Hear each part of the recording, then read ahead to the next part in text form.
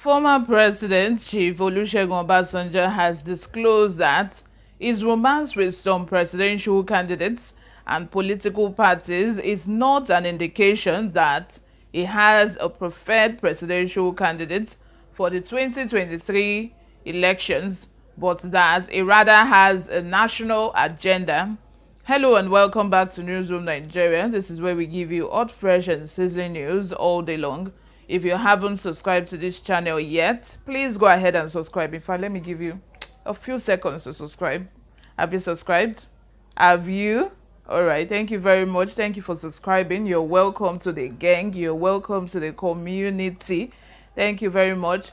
Turn on the post notification as well so that you'll be the first to get notified whenever we upload a new video.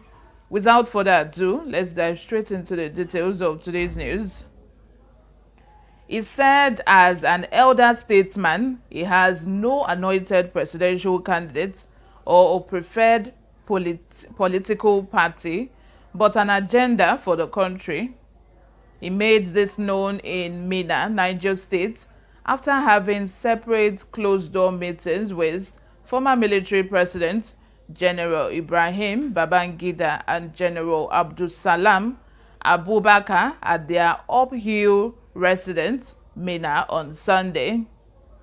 I don't have a special candidate for the 2023 presidential election, but rather I have a national agenda, he declared. Chief Obasanjo had at different fora had consultation with Labour Party presidential candidate Mr. Peter Obi, All Progressive Congress presidential candidate Asiwaju Bola Ahmed Tinubu, and other prominent Nigerians from different political parties. Chief Obasanjo, who arrived in a black Jeep with plate number Kaduna DKA 621FQ at exactly 12:30 p.m. on Sunday, drove straight first to General Abdulsalam's residence, where they had a closed-door meeting for about 30 minutes. Answering questions from journalists after meeting General Abubakar, Obasanjo said he had come to visit his brother. I have come to see my brother who was indisposed, and when he was abroad, I had wanted to visit him, but unfortunately, I missed him because the day I arrived in London to visit him was the day he left. So I said, since I could not see him in London, I will come to see him in Nigeria, and so that is what I have come to do. He is special in a way, and he was indisposed, so I had to come and see him. If there is anybody again who is special and indisposed that I have to see, I will see him. I am still strong enough, Obasanjo remarked. General Abdulsalam with his wife, Justice Fati Abubakar, after the meeting, led Chief Obasanjo to his car at exactly 1:13 p.m. The former president immediately drove to General Ibrahim Babangida's residence too, where they also had another closed-door meeting. If you ask me, I think this is more than just meeting. This is more than just, paying a friend, a close friend, a visit. This is more. I think there's political connotations to this. I think that these people are elder statesmen, and they feel that it has come a time. It is time now in Nigeria for change, like a real change. I don't mean that kind of change that they were preaching to us during Jonathan's regime. I don't mean that kind of change that Jonathan was advertising and said, I did not have shoe. That kind of 419 that Jonathan brought and said, I did not have shoe, blah, blah, blah, blah, blah, and everybody could identify. And that was the sole reason why, he became president, maybe partly anyway.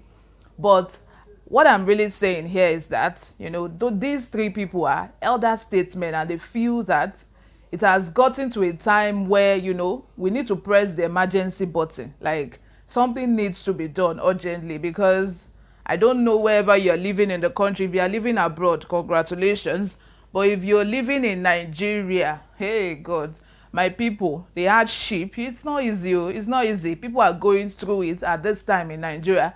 No matter how rich you are feeling it one way or the other. You might be feeling it through the price of diesel. The diesel is selling for a very high price right now. You are feeling it one way or the other, and I think that these elder statesmen feel that they feel the need to do something about this situation that we are as a country. They feel the need, like Obasanjo said. He said that he doesn't have a candidate. I think he's not going to publicly come out and say, oh, this is my candidate, this is the person I'm going for, this is the person I really want to support. No, he's not going to do that. Àgbàlagbà ò sí lọ́jà kó rí ọmọ tuntun wọ̀. He's not going to do that. Because he's an elder statesman, he's an elder. Everybody will come to him for one advice or the other, and it is his duty, to give that advice when they need it. But he's not going to come out and say, oh, I'm supporting Peter Obi, I'm supporting Tinubu. He's not going to do that. I don't think he's going to do that anytime soon. But the main point is, I think he feels that something needs to be done, and that was the sole reason why that London meeting had to take place. They needed to come together and sit together and say, this country we are in, something urgent needs to be done. The country is like the kind of leaders that we are having these days. They've ran this country to the ground. I'm telling you, the country has been run to the ground, and we need, should I say, a savior? We need maybe something close to a savior. Because God himself cannot come to Nigeria to rule us and be our president. We need a savior right now. The country needs help. Like I said, I feel that Obasanjo, he thinks that he just needs to take some steps, consult with one or two elder statesmen, let them bring their heads together, and let them bring their heads together and identify the real issues that we have, and there may be probably preferred solutions. Like I said, it's not going to come out publicly to say, oh, I'm in support of this, that, but all of them, they know the right people for this country. They know, and they must have heard underground gist, one or two. They know whatever is going on, things that we don't know. So I think underground, Baba might not support anybody publicly, like I said, but underground, he will be moving for one person. I know that for sure. He will be moving for one person. And like he said he's not in support of any candidate, but the progress of the country. So for the progress to happen, I think he will be moving for someone on the ground, and I think that is the kind of move we are seeing, and all this closed door meeting. But let me know what you guys think in the comment section. You guys know I don't know much, this is just my opinion, but let's discuss in the comment section. Let me know what you guys think. Subscribe if you haven't. I'll see you in my next video. Bye for now.